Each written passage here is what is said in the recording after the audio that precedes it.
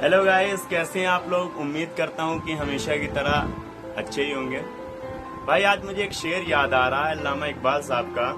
वो कहते हैं कि खुदी को कर बुलंद इतना कि हर तकदीर से पहले खुदा बंदे से खुद पूछे बता तेरी रजा क्या है। ये शेर शायद आपने भी सुना होगा।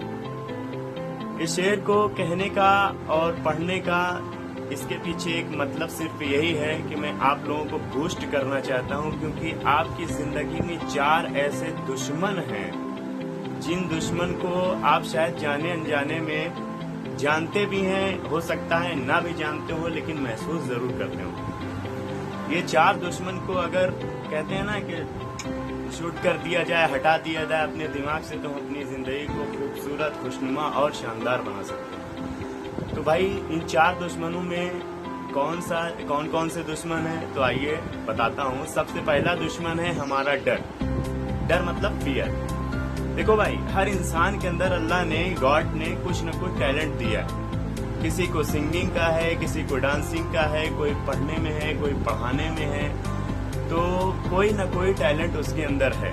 लेकिन उसके दिमाग में पता नहीं कहां से एक डर पैदा हुआ है, एक डर भरा हुआ है, जिसकी वजह से एक सिंगर जो होता है वो बाथरूम सिंगर ही बनके अपनी लाइफ गुजारता है। हमने बहुत सारे ऐसे लोगों को देखा है कि वो अकेले में जब होते हैं तो बहुत अच्छा परफॉर्मेंस देते हैं, बहुत अच्छे सॉन्ग गाते हैं कि मतलब उनकी आवाज को सुन लिया जाए, हिंदुस्तान की आवाम अगर उनकी आवाज सुने तो एकदम उनके फैन हो जाएंगे। लेकिन क्या है कि वो सिर्फ बाथरूम सिंगर, उनसे अगर कभी बात करो, पूछो तो वो शर्माते हैं, उनको डर लगता है। शर्माते क्यों? उनको डर लगता है। भाई देखो, अपने दिल से, अपने दिमाग से जब तक आप डर को नहीं निकालोगे तब तक आप कुछ नहीं कर पाओगे। बहुत सारे ऐसे लोग हैं जो आज यूट्यूब चैनल नहीं चला पा रहे हैं, उनके अंदर टैलेंट भी है, लेकिन उनको ऐसा लगता है कैमरे के सामने जब आते हैं तो उनको डर लगने लगता है। भाई डर किस बात का?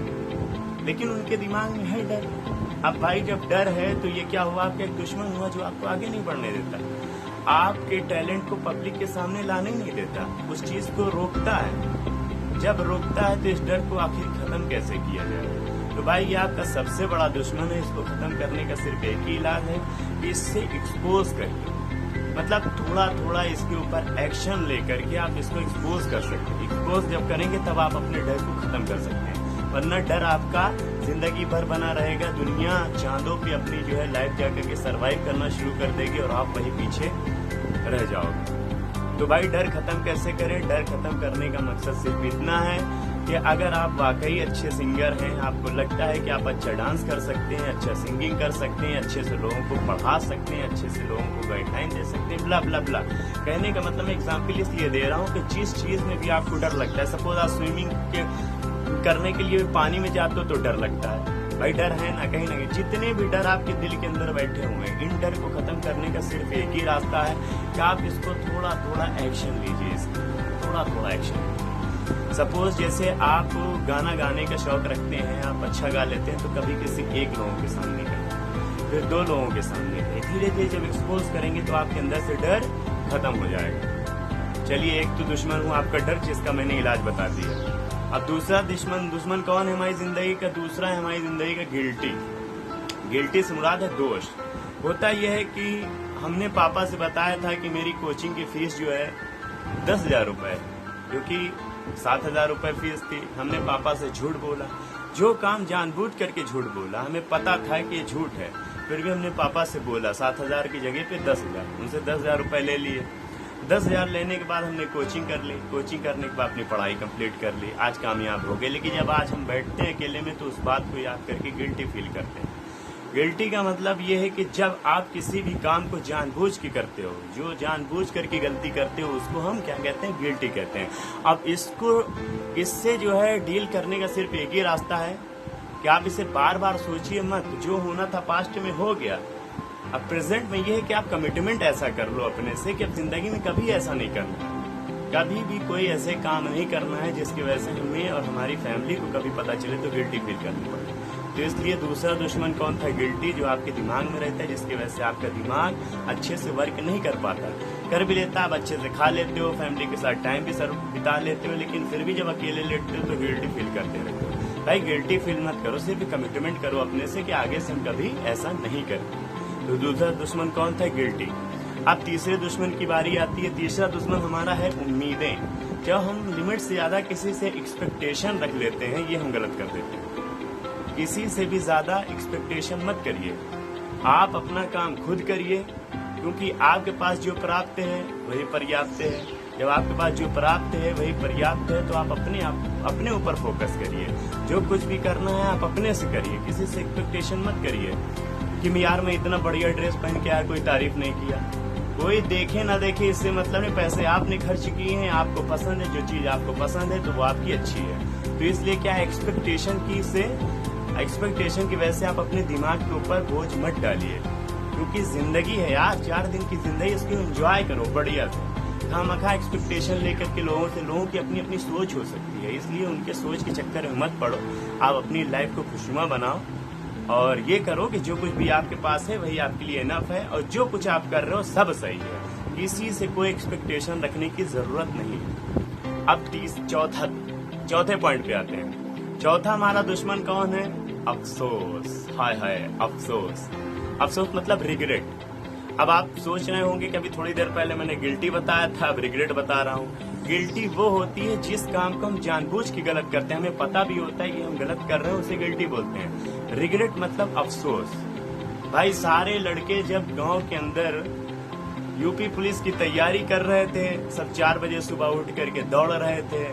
हमसे कहा गया उठने के लिए, तो हम तो भैया राजा बाबू थे, हम आराम से उठते थे वही 8 बजे। हमने कभी ट्राई नहीं किया, हमने फॉर्म ही नहीं भरा।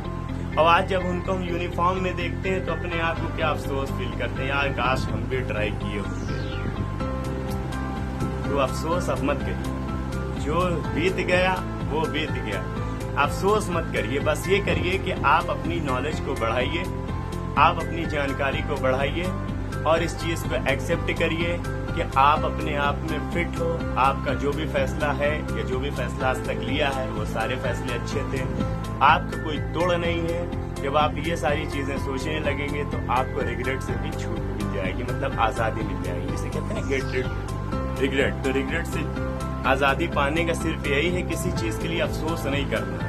बस हमें आगे के लिए क्या करना है, अपने आप को अपडेट रखना है। जहाँ से भी जानकारी मिले वहाँ से नॉलेज लेते रहना है, चाहे यूट्यूब से लेते रहिए, चाहे इंस्टाग्राम से लेते रहिए, या किसी मेंटर से लेते रहिए, या किसी दोस्त से लेते रहिए। यहाँ तक कि कोई रिक्शा वाला भी दिखे तो उससे भी नॉलेज लो भाई।